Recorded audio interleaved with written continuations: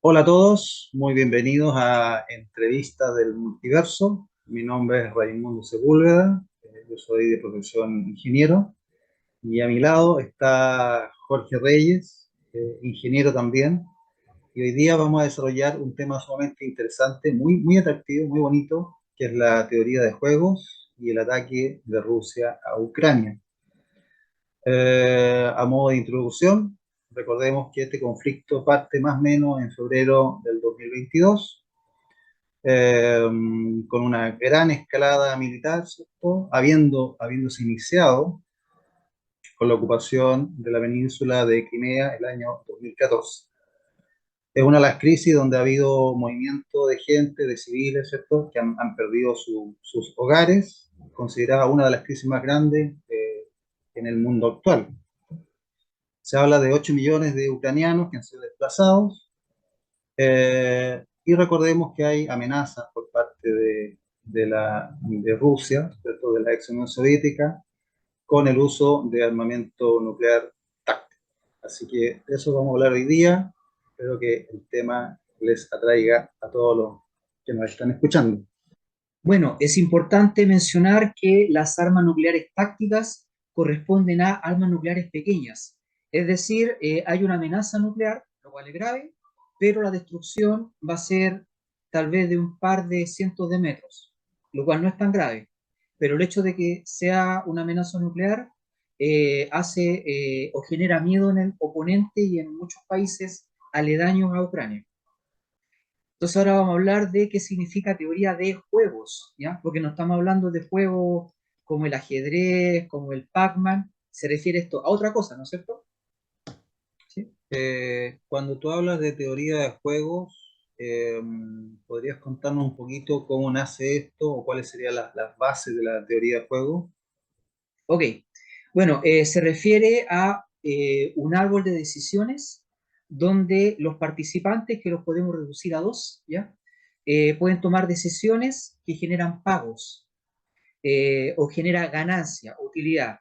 Entonces, normalmente, para simplificar la matemática, Eh, el peor pago se define como R1 o C1, R por row o fila y C por columna, ¿ya?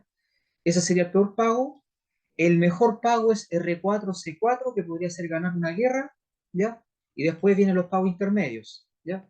R2 es el segundo peor pago y R3 es el segundo mejor pago.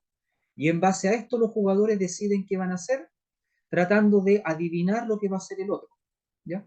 Y todo esto se basa inicialmente en teoría económica, para estudiar, por ejemplo, legislación antimonopolio, donde las empresas serían los jugadores, y esto lo perfeccionó John Nash, que es la película Una mente brillante. Oye, entonces para que nuestros amigos nos entiendan bien, esta teoría de juego en el fondo plantea un marco de referencia, algo así como un sistema de coordenadas, donde hay filas, columnas, cada par ordenado tiene un significado. ¿Va por ahí la cosa? Claro, los pares ordenados se refieren a cuánto gana cada jugador en función de la decisión que tome él y que tome el otro jugador, ¿ya? Y como ejemplo, aquí podemos mencionar una escena de la película Una mente brillante, la película de cuando todos los amigos iban a bailar, ¿te acuerdas? ¿Sí? Exacto, ¿Cómo era esa escena? hay una escena muy simpática donde está el protagonista, está con sus amigos y aparecen tres o cuatro chiquillas, ¿cierto?, que quieren conquistar o conocer y hacen todo un juego mental para ver cuáles serían las opciones para conquistarlo. Amén. Claro. Y se ve que la mejor alternativa, la mejor estrategia es cuando entre ellos no se interfieren, porque si todos van por la más bonita, no gana nadie, ¿ya?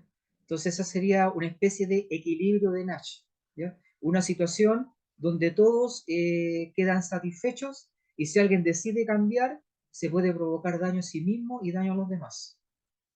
Ese sería un típico juego. Entonces no hay que pensar en juego como lo típico que uno habla de algo lúdico, el ajedrez, un juego de video, no. Es más bien Es un árbol de decisiones. exacto, más bien un juego de estrategia, ¿ya? Sí, Que no necesariamente el que gana efectivamente, sino que hay otras opciones, a eso claro, apunta. tiene otro tipo de beneficios. Súper, ya. Bueno, el típico juego al que se puede hacer referencia es el juego conocido como el Gallina, ¿ya? Donde uno puede quedar de valiente, de gallina, o algo peor que gallino cobarde, que sería morir, ¿ya? O un empate. Entonces, para recordar qué significa el juego del gallina, vamos a ver un pequeño video de Marty McFly cuando lo llamaban gallina, y vamos a ver qué es lo que pasaba, ¿ya? Entonces ahora vamos a ver el video. ¿Qué te pasa, McFly? ¡Gallina!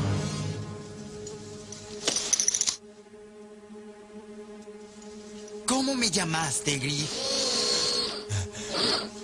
¡Gallina! ¡McFly! A mí nadie me llama gallina. Todos los de la división te crean gallina.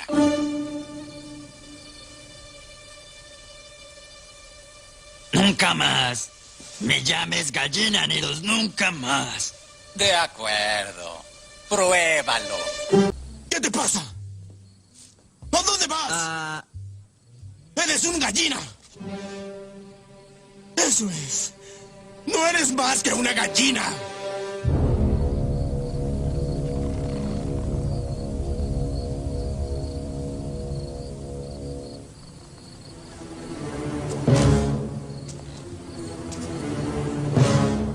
Nunca más me llamarás gallina. No dejen paz a mis amigos. ¿Qué sucede, niño gallina?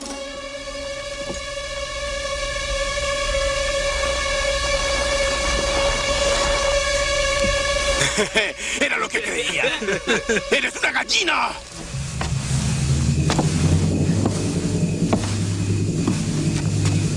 A mí, nadie me dice gallina. Creo que no eres nada más que un niño gallina. Y además tonto. Y te voy a dar hasta 10 para que salgas aquí y compruebes que no me equivoco. Ya conté hasta 10 y no sales. No eres más que una gallina. ¡Es un asno!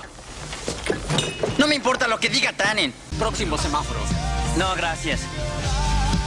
¿Tienes miedo? ¿Gallina? Marty, no. Sostente de lo que puedas.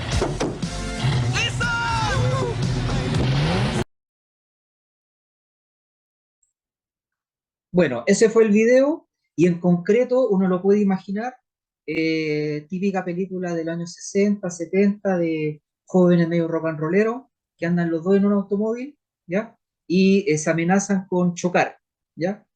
Entonces, el más valiente sería el que nunca desaceleró, ¿ya? Pero si ninguno de los dos desacelera, los dos chocan y los dos mueren. Ese sería el peor pago, ¿ya? R1 para fila y C1 para columna, ese es el peor pago, morir, ¿ya? El mejor pago sería que uno es valiente, el otro se fue, entonces el que hizo de valiente gana R4, ¿ya? R4 si es fila o C4 si es columna. Lo otro sería empatar, ¿ya? Que los dos se van, ¿ya? Los dos se van, pero ninguno quedó de cobarde, ¿ya? Porque un empate, ¿ya? Y el segundo peor pago sería quedar como gallina, porque el primer peor pago es morir, ¿ya? El problema con esto es que uno se podría, en este juego, los dos jugadores podrían llegar a un acuerdo, ¿ya? Decir, mira, cuando falten 100 metros para estrellarnos, desviémonos los dos y así empatamos, ¿ya? Entonces estarían ganando los dos R3 y C3, el segundo mejor pago, ¿ya? Pero si uno de los dos traiciona al otro, pensando así, acordamos con desviarnos, él se va a desviar, pero yo no me voy a desviar. Entonces, él cree que yo voy a ganar R3, pero como no me desvié, voy a ganar R4. Entonces, él queda de cobarde y yo de valiente. Entonces, complejo, porque hay un acuerdo, pero por otro lado, puede que no lo respete. Entonces, tiene que ser un acuerdo creíble, ¿ya? Oye, Jorge, ¿y cuál sería tu interpretación de por qué se llama gallina el juego? ¿Hay alguna Sí. alusión, digamos, a movilizar algo emocional o psicológico en nosotros? Bueno, se refiere a que el ganador, que es el cobarde, o sea, el perdedor, que es el cobarde, en terminología de los gringos sería el gallina, porque a los cobardes le llaman gallinas. A eso se refiere. Súper, ¿Ya? claro. Bueno, podemos llevar a esto a una estructura matemática donde el jugador A va a ser la fila o row, ¿ya? Y el jugador B va a ser la columna o C, ¿ya? Entonces, ocurriría lo siguiente, ¿ya? En el juego del gallina, ¿ya? Lo mejor es ganar o quedar como valiente. Entonces, el que queda de valiente, su pago es R4 o C4, ¿ya? Si es filo o si es columna. El segundo mejor caso es ni ser valiente ni ser gallina. Entonces, matemáticamente, el pago sería R3 para fila y C3 para columna, ¿ya? A continuación, seguir vivo es mejor que morir. Luego, lo peor es morir. Ya es el mínimo pago, ¿ya? Sería R1 y C1. Y lo que sigue, el segundo peor pago es estar vivo pero quedar como cobarde, como gallina, ¿ya? R2 y C2. Cuando tú hablas de pagos, en el fondo te está refiriendo a los resultados, a los posibles resultados, no Claro, algo, digamos. no un pago en Ya, moneda, ok. sino en alguna forma la satisfacción por haber ganado hay que llevarlo a un número. Y los números, en la máxima satisfacción y felicidad, va a ser R4 y C4, y lo peor va a ser R1 y C1, ¿ya? Y lo que hacemos acá para hacer sencillas las fórmulas es normalizar los pagos. Decir que el mínimo, que es R1 y C1, es 0, y el máximo, R4 y C4, es 1, ¿ya? Habiendo números intermedios, Habiendo número intermedio. 0,5, Sí, 0,73, etcétera. claro, Valores entre 0 y 1, entre 0 y 1. decimales o reales. Esa es la idea. Exactamente, Ya. sí. Entonces, al hacer esto, R1 y C1 sería 0, el peor pago. R2 y C2 seguiría numéricamente esta escala. Ese segundo peor pago, quedar de gallino de cobarde. Números decimales, ¿correcto? Claro. R3 y C3, el segundo mejor pago, cercano a 1. Y R4 y C4 es quedar de valiente, el mejor pago, ¿ya? Y esto lo llevamos a una matriz de pagos, ¿ya? Donde C significa cooperar. O sea que hay por ejemplo, hay un acuerdo y los dos deciden desviarse para no chocar, ¿ya? Y C con la rayita sería no cooperar, ¿ya? Entonces, si fila, ¿ya? Si fila, es que así fila, decide cooperar, ¿ya? No gana R4, ¿ya? Gana R3, ¿ya? Porque R4 sería si él no cooperó y el otro se desvió, ¿ya? Entonces, según esta matriz, cooperar significa ganar R3 y R3, ¿ya? Cooperar y no cooperar, R2 y R4, no cooperar y cooperar, R4 y R2, y si ninguno de los dos cooperan, se estrella, los dos mueren, ¿ya? Entonces R1 y R1, es el peor pago, los dos mueren. En esta matriz de pagos o de resultados posibles están todas las posibilidades jugando dos elementos. Claro, ¿Ya? claro. Ya. Y esto es como el juego más básico, porque son dos jugadores y cada uno puede tomar dos decisiones, cooperar o no cooperar. Y con esto uno ya puede entender cómo es la teoría de juegos, ¿ya? Bueno, el problema es que si alguien quiere quedar como valiente, tiene que estar dispuesto a morir. Tiene que estar dispuesto a no frenar. Ese es el problema, ¿ya? Y esto, ¿por qué lo estoy mencionando? Porque se asemeja mucho a las amenazas nucleares, ¿ya? Donde hay dos países nucleares, cada uno se amenaza con tirar bombas nucleares, pero si ninguno de los dos coopera, los dos mueren, ¿ya? Bajo un holocausto nuclear. Así que este sería análogo, históricamente hablando, sería un análogo del juego del gallina, ¿ya? Entonces, si alguien quiere quedar como valiente, si quiere ganar, tiene que estar dispuesto a morir. Tiene que estar dispuesto a lanzar bombas nucleares o a amenazar al menos con lanzar bombas nucleares. Lo malo es que si amenaza y después no cumple, ya nadie le cree. Entonces está frito. Si amenaza con lanzar bombas nucleares, tiene que lanzarlas, ¿ya? Entonces, sí. Sí, una consulta una apreciación. Entonces aquí hay ciertos supuestos que, bueno, se asumen, ¿cierto? Sí. Hay dos contrincantes, no habría interferencia de terceros, el juego tiene un comienzo y un final, cosa, Así es. claro, entendiendo que esta teoría de juego es aplicable a los enfrentamientos bélicos actuales. Sí. Es un poquito la intención del video. Sí, por eso lo relacionamos con la guerra de Ucrania. Súper, ¿Ya? Bueno, entonces la solución a esto, para que ninguno de los dos muera, o para que ninguno de los dos se vea obligado a cumplir su amenaza, es con un acuerdo previo, ¿ya? Que sería el siguiente: renuncio a ganar R4, acepto ganar R3. R4 es el mejor pago cuando quedo valiente y R3 cuando empatamos, ¿ya? pero un acuerdo previo que permite ganar R3 y C3 no es estable. Me explico. En el juego del gallina con automóviles sería un acuerdo. Mira, cuando falten 100 metros para chocar, los dos desviémonos. Ninguno de los dos queda de valiente ni de gallina, pero terminamos vivos, ¿ya? Ese sería el acuerdo previo, ¿ya? Pero por otro lado, si yo hice ese acuerdo, puedo pensar lo siguiente. Como hay un acuerdo previo, yo sé que esta persona se va a desviar cuando falten 100 metros. Entonces, cuando falten 100 metros, yo no me desvío.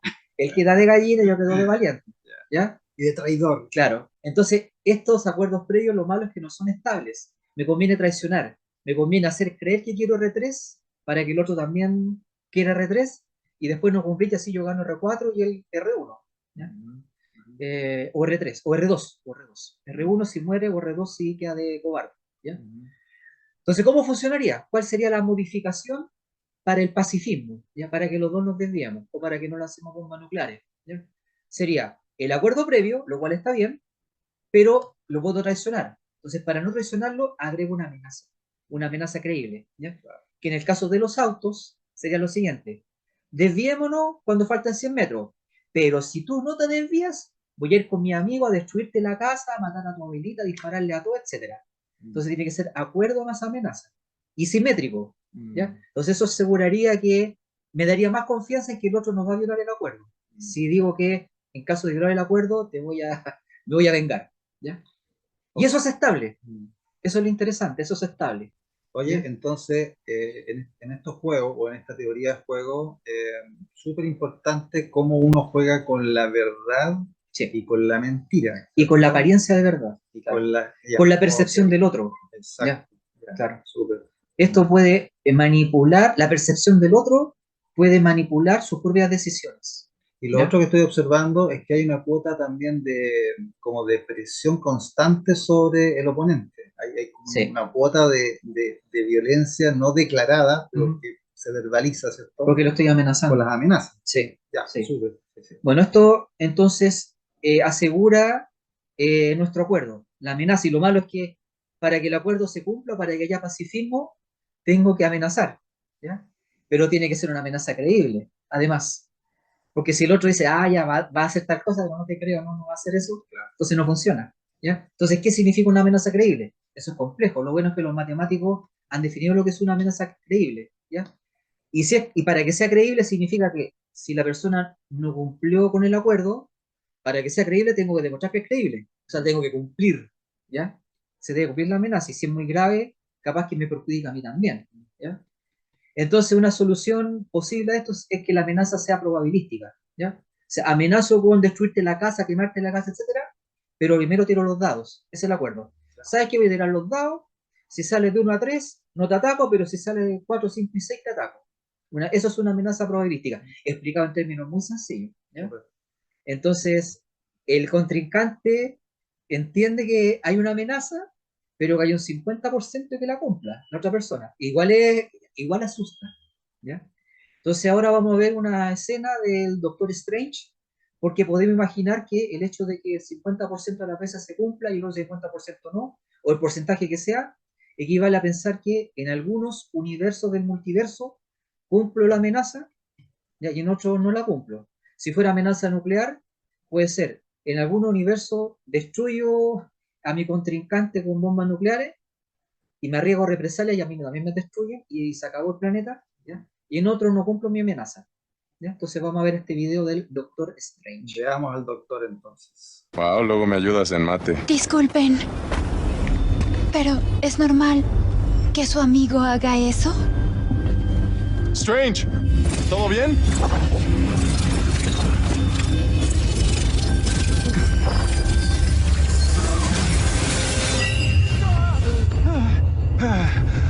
Volviste, estás bien. Gracias. ¿Qué estaba haciendo? Avancé en el tiempo para ver futuros alternos y estudiar los posibles resultados del conflicto que viene. ¿Cuántos viste, doctor? 14.605.000 finales. ¿En cuántos ganamos?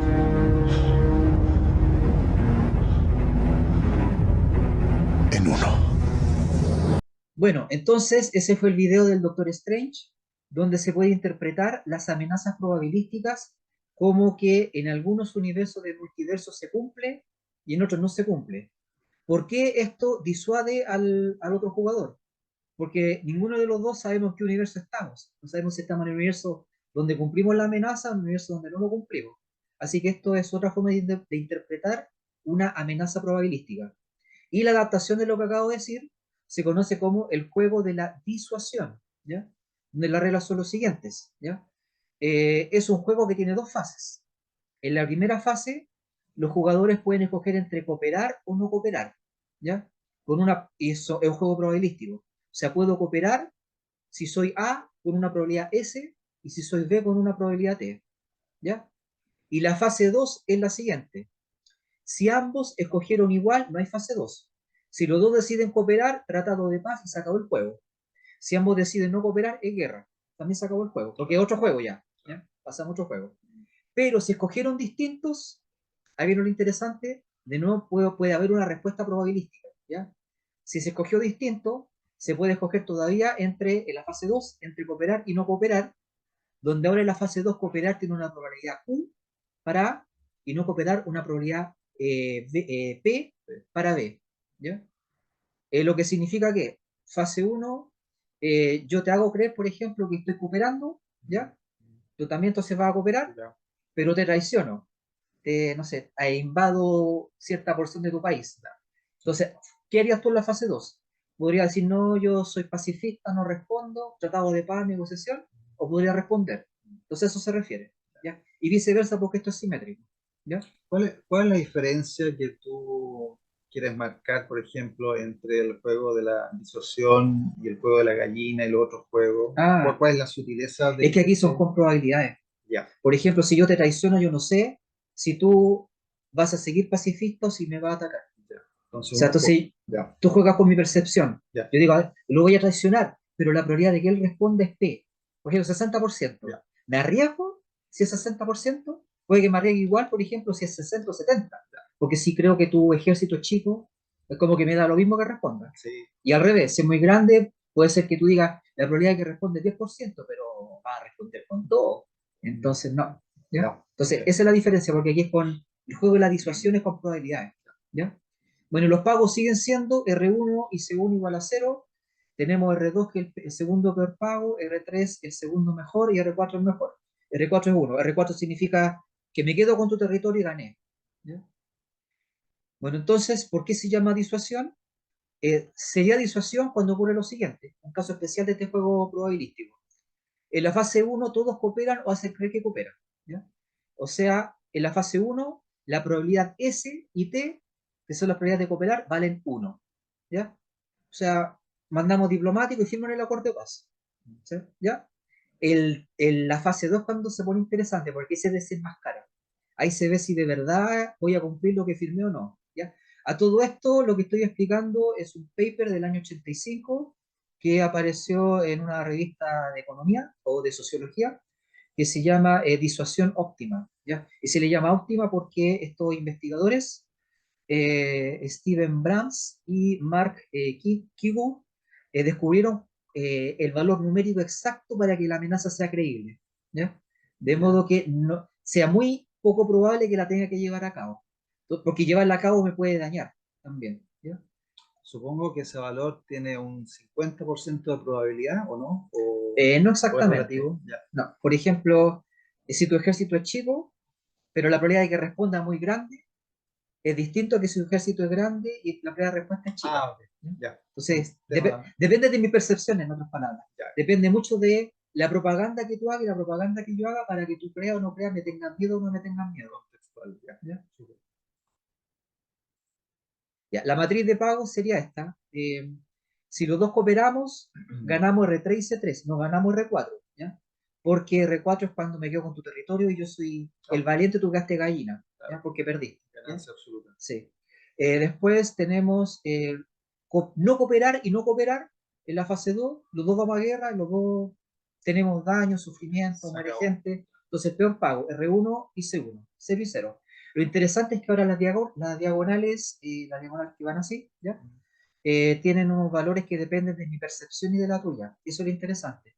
Por ejemplo, si A coopera y B no coopera, la ganancia para A es Q por R2. Eso depende del dato mío y a la vez del dato mío que soy fila, R2, ¿ya? Y de Q, que es algo que controlo yo, ya que controla el otro jugador. Entonces lo que yo gane depende de parte de mí y parte de lo que tú me haces creer. Y lo mismo para el otro, para fila no cooperar y columna cooperar, donde columna gana P por C3. Ya, eso te Eso iba a es preguntar, interesante. eso te iba a preguntar. Entonces, en esta matriz de pago o de resultados posibles, se asume que los contrincantes no necesariamente tienen la misma percepción del Eso es. otro. Ya. Sí. O sea, Y no tienen absoluto control sobre lo que pueden ganar. ok, Porque lo que pueden ganar depende de lo que haga el otro y por eso le asignamos una probabilidad. Ya. Al final lo que estamos viendo acá no son valores precisos, son valores medios, ¿ya? ok, Es como, por ejemplo, si tengo el cara y sello, ¿ya? Si sale cara, gano, ¿ya? Si sale sello, pierdo. Entonces, ¿cuál sería el valor medio? 0,5. claro. ¿Ya? Entonces aquí también está representado eso en términos probabilísticos. Por eso las diagonales que van así tienen combinaciones QR2 y P por C3, que es una combinación de lo que yo creo y de lo que tú me haces creer, y viceversa. Es interesante porque ya no controlo totalmente lo que pueda ganar, ¿ya? Porque depende de lo que tú hagas, pero lo malo es que lo que tú hagas depende de una probabilidad. Exacto. ¿Ya? Y lo otro que estoy captando con esta teoría de juego, el tema del contacto entre dos culturas que obviamente van a ser diferentes. Sí, sí. Ya, Tienen distinto poderío bélico, claro. tal vez unos son más pacifistas que otros, dependiendo de la región. Digamos, China invadiendo el Tíbet, los más bélicos eran los chinos, los menos bélicos eran los budistas, ¿ya? Que veían incluso a los chinos como posibles antepasados de ellos. Exacto. ¿Ya? Súper. Depende mucho de eso. Bueno, ¿cómo lo vería A? ¿Ya? Desde el punto de vista de A. Solo me conviene traicionar si la probabilidad de que B no responda a mi traición, ¿ya? Es alta. Y esa probabilidad es P. ¿Ya? ¿Qué significa no responder? Rendición incondicional, que los generales se pasen a mi lado, que lo que veía Rusia cuando invadió Ucrania, ¿ya? Etcétera. ¿Ya? Desde el punto de vista de B, solo me conviene traicionar si la probabilidad de que A no responda o coopere es alta. ¿Ya? Y esa probabilidad es Q. Otra forma de decirlo, según A, solo me conviene traicionar si la probabilidad de que B me ataque o ejerza represalias es, en vez de P ahora, es 1 menos P, porque estoy diciendo lo contrario. ¿Ya? Y según B, solo me conviene traicionar si la probabilidad de que A ejerza represalias es baja. Y si la probabilidad de que no ejerza represalias es Q, la probabilidad de que sí ejerza represalias es 1 menos Q. ¿Ya? Otra forma de decirlo. ¿Ya? Puedo inducir a B, según A, puedo inducir a B a cooperar si lo convenzo de que en caso de traicionarme la probabilidad de que yo lo ataque es alta. ¿Se fijan? Entonces, la amenaza ayuda a que A mantenga su palabra. ¿Ya? Pero para eso tengo que hacerle creer que la probabilidad de que yo lo ataque como represalia es alta. ¿Ya? Lo malo es que si la probabilidad es alta, a veces me puedo ver obligado a cumplir la represalia, porque si no la probabilidad de represalia sería cero, si nunca respondo. Alguna vez tengo que responder. Entonces, por eso el caso o el punto de vista de los multiversos. Entonces, como que en algunos universos del multiverso respondo y en otros no. Lo malo es que nosotros no sabemos cuál universo estamos. ¿Ya? Entonces, igual da miedo, igual le amenaza. ¿Ya? Pequeño problema. Sí. Y según B, puedo inducir a A a cooperar si lo convenzo de que en caso de traicionarme, la probabilidad de que yo lo ataque en represalia es alta. En otras palabras, y esto es increíble, ¿ya? Las amenazas pueden usarse para que cooperar sea estable. ¿Ya? Oh, mira. Ya. Es interesante, ¿ya? Porque cooperar significa que no gané R4, gané R3. Entonces todos quieren ganar R4, o sea, traicionar, ¿ya? Pero si la amenaza es alta, mejor me quedo con R3. ¿Ya? Bueno, la matriz de pago sería esta. Para que el juego de la disuasión funcione, es y t valen 1, que sería primero te hago creer que quiero la paz, ¿ya? Y después la probabilidad P tiene que ser menor que R3 y Q tiene que ser menor que C3. Y esta sería la matriz de pago, ¿ya? Pero el nuevo problema con esta matriz de pago es que debo conseguir que el oponente crea que la probabilidad de reemplazar es alta, ¿ya? Crea eso. Pero por otro lado, si me ponen a prueba, y si nunca respondo, entonces la probabilidad de reemplazar es cero. O sea que a veces tengo que responder. Y eso es malo. ¿Ya? Porque me puedo estar dañando a mí mismo. Si reemplazar la nuclear, entonces él también responde con nuclear y los dos nos destruyen. ¿ya?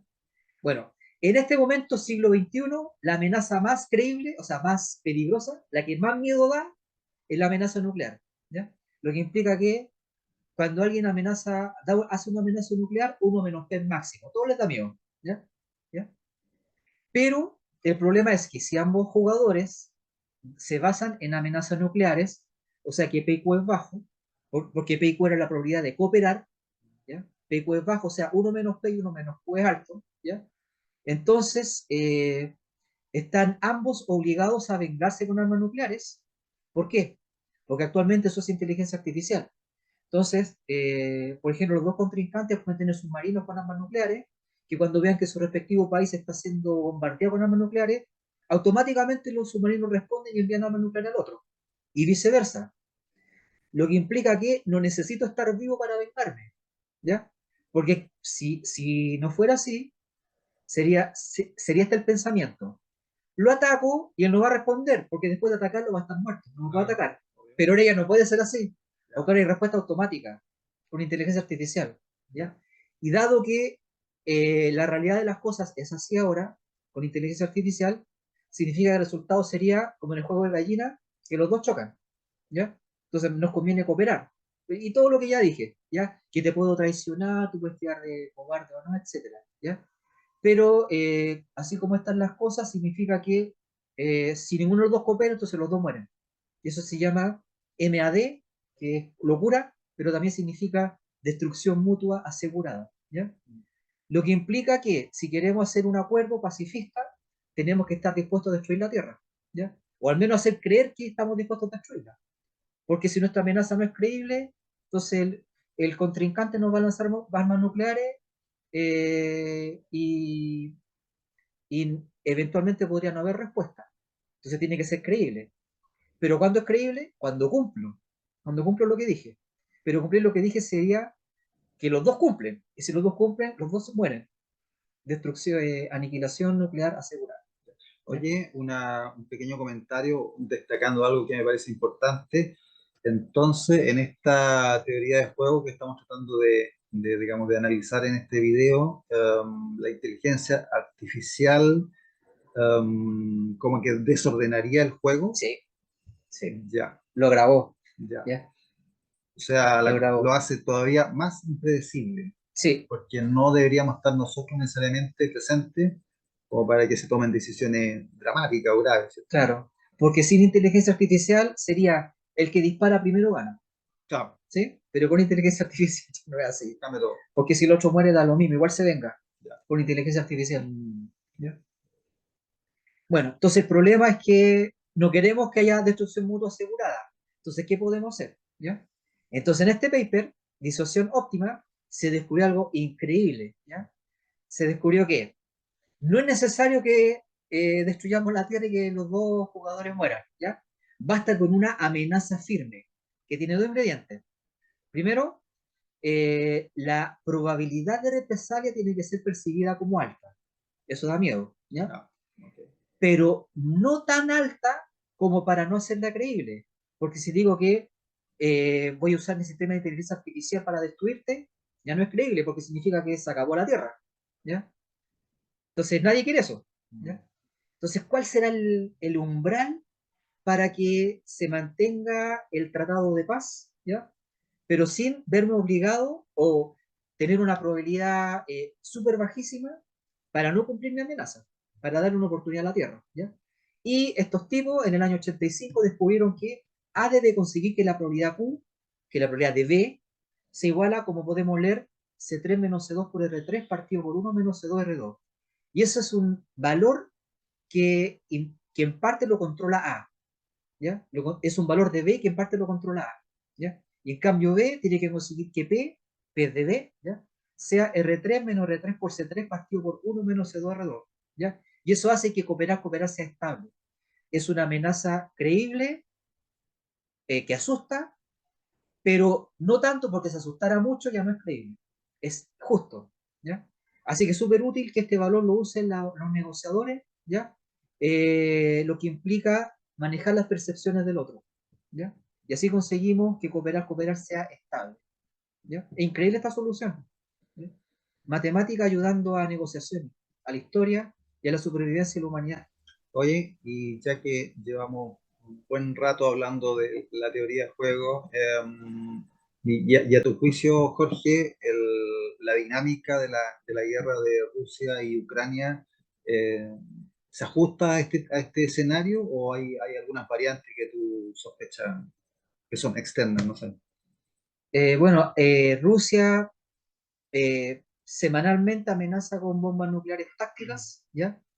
Eh, el detalle es que la percepción de muchos países es que eso no es creíble, ¿ya? Entonces, y como no es creíble, Rusia está frita, tendría que aumentar la amenaza, hacer algo más grave para que le creyeran. Pero más grave que armas nucleares, ¿qué es? No, no se puede, ¿ya? Entonces está compleja la situación, ¿ya?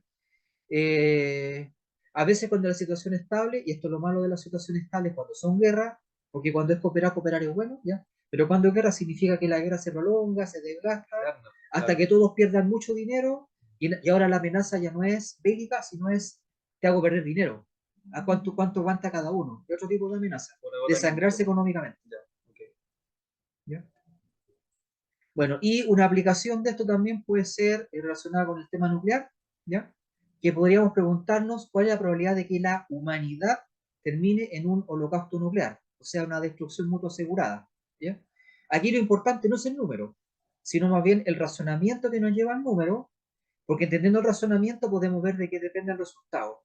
Así que cambiando los datos de entrada podemos cambiar el resultado. Eso es bueno, porque los datos de entrada los manejan los negociadores, los diplomáticos, ¿ya?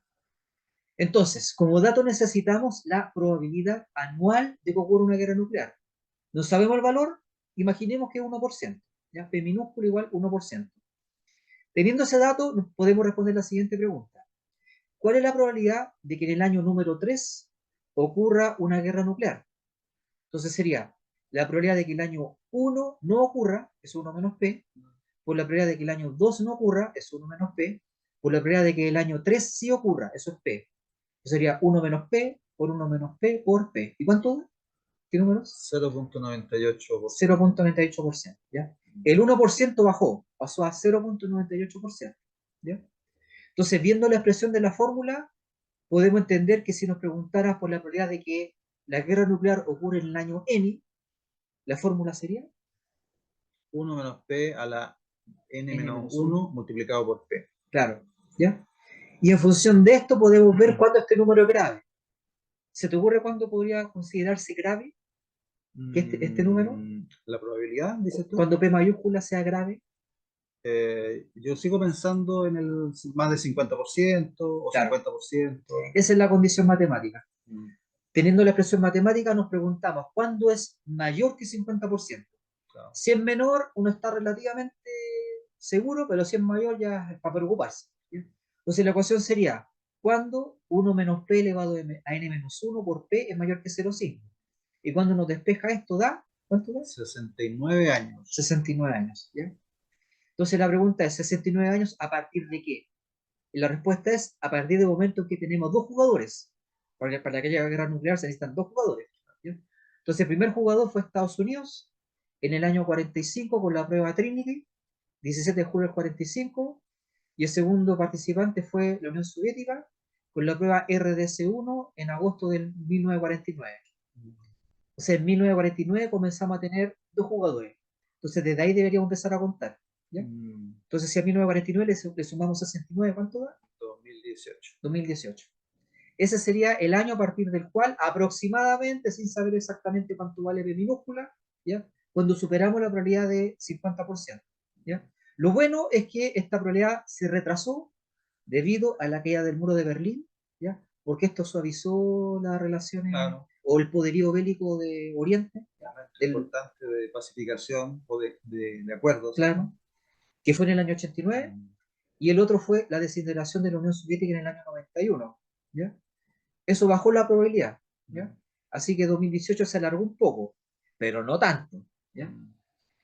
Entonces lo importante de este análisis matemático, como dije, no es el número, no es el resultado, sino la lógica. Y aquí descubrimos que la ecuación 1 menos P elevado a N menos 1 por P mayor que 0,5 siempre es verdadera. Siempre existe un número N, una cantidad de años, dado un número P minúscula, que hace que superemos la probabilidad de 0,5. ¿Ya? Y si un año es 0,5, el siguiente año ya es mayor que 0,5. Por ejemplo, 0,51, 0,52 empieza a crecer. Es el momento que se supera. ¿Ya? Así que ya pasado N, ese valor N, empezamos a tener los días contados. Porque después 0,98, 0,99%, ¿ya? Empieza a crecer. Siempre en plazos de 69 años. No, te da otro número. Ah, te da, el detalle es que no te da indeterminado. Te da 70 años, te da 100, te da 200, pero lo malo es que siempre va a haber una cantidad N de años donde mayor que 50%. Claro, porque fijaste la probabilidad mayor a 0,5, a 50%. Claro. Okay. Entonces la pregunta es, ¿cuánto hay que esperar para que la probabilidad sea mayor que 50%? Un número N. Y ese número N nunca es infinito. O sea, si esperamos lo suficiente, siempre terminamos muertos con bombas nucleares. Tremendo. ¿Ya? Eso es malo. ¿ya? Malo, claro. Entonces la pregunta es, ahora que tenemos la fórmula, ¿qué podríamos hacer para que la ecuación no tenga solución? Para que nunca se supere el 50%. Eso tiene respuesta. ¿ya? ¿Alguna actividad pacificadora, tal vez? No sé. Eso es. Una actividad que baje el valor de P minúsculo. ¿ya? De modo que cuando uno escriba la ecuación, nunca supere esto el 50%. Oye, interesante, ¿eh? Sí. Interesante. Bueno, entonces, ejemplo, actividades pacificadoras. Por ejemplo, si hacemos algo por la paz, como tratados de paz, como que el currículum de todos los países de secundaria sean pacifistas, uno tenga mentalidad de que el otro país no es mi enemigo, etc. Entonces podríamos modelarlo así. Imaginen que P minúscula disminuye anualmente un 20%. Entonces el año 1 sería 1%, el año 2 sería 1% menos el 20% de 1, que es 0,8. Año 3 sería 0,8 menos el 20%, 0,64. El año 4 sería 0,64 menos el 20%, 0,512. Cuando ocurre eso y escribimos la ecuación, no tiene solución. ¿ya? Nunca es mayor que 50%. Estamos salvados. Excelente. ¿ya? Vayamos, Estamos salvados. vayamos. ¿ya? Y si fuera precisamente como acabo de decir, ¿ya? Actividades tal que disminuya la probabilidad en 20%, en ese caso, ni siquiera esperando un tiempo infinito se alcanza el 50%. Con un tiempo infinito llegaríamos a 5%. Tendríamos un 95% de no morir en holocausto nuclear, lo cual está bien. Maravilloso, ¿ya? por supuesto. Claro, súper bien. Entonces, ¿qué dice ahí? Por lo tanto, para que la humanidad tenga esperanzas, todos los años se deben realizar acciones para que la probabilidad anual disminuya. Totalmente de acuerdo, totalmente de acuerdo. Entonces esto haría que la ecuación nunca tuviera solución, nunca fuera mayor que el 50%. ¿ya? Entonces, eso, entre otras cosas, una de las acciones, de las tantas acciones que se puede hacer, es que, por ejemplo, todos los años se firmen reducciones de armamento nuclear, cada vez el arsenal sea más chico, ¿ya? Que los presidentes, los futuros presidentes, tengan mentalidad pacifista, ¿ya? Tratando de llevarse bien con todos los países, ¿ya? E incluso los países que estamos, que son parias, no los voy a mencionar, pero hay uno que empieza con Co y está en el norte, ¿ya? Y otro con is algo, ¿ya? Que está en el Medio Oriente, ¿ya? Incluso esos, ¿ya? Y si en algunos casos, en algunos años quedamos en deuda, porque en lugar de disminuir la probabilidad P minúscula, la aumentamos, como en el 2022 invasión a Ucrania, hay que hacer algo el siguiente año o los siguientes para compensar ese aumento, para que el efecto neto sea disminuir. Parecido a cuando uno se hace un autopréstamo con la línea de crédito de la cuenta corriente. Algo así. Sobre endeuda también. Claro. Entonces uno después tiene que pagarse rápidamente eso, si no empeora todo. Apretarse el cinturón. Sí, súper. Sí. Así que no sé, ¿qué opinas globalmente de esto? ¿Qué te pareció? Maravilloso, pues Jorge, nunca me había fijado en esto de la teoría de juego, lo encuentro maravilloso, muy entretenido. Si uno se pone serio con este tema, en realidad uno dice, bueno, la guerra, ¿de qué se trata? ¿Es un juego en serio? ¿Es un juego donde hay reglas, hay amenazas y esas amenazas que producen el adversario? Me gustó hay mucho pagos, los ganancias. famosos pagos, ¿cierto? Sí. Y digamos, lo último que estamos conversando, la posibilidad de nosotros de hacer algo por la paz es tangible, o sea, depende de nosotros y podemos alterar los números a nuestro favor. O sea, encuentro maravilloso Y así le podemos dar esperanza a la humanidad, De todas maneras, me encuentro muy bonito. haciendo que cooperar sea estable. Sí, pues. Oye, entonces estamos cerrando nuestro video. Estamos cerrando, sí. Muy bien, pues. Bueno, nos despedimos entonces. Agradecemos a todos los que nos han visto. Ha sido una nueva entrevista del multiverso. Acá muy contento con mi amigo Jorge.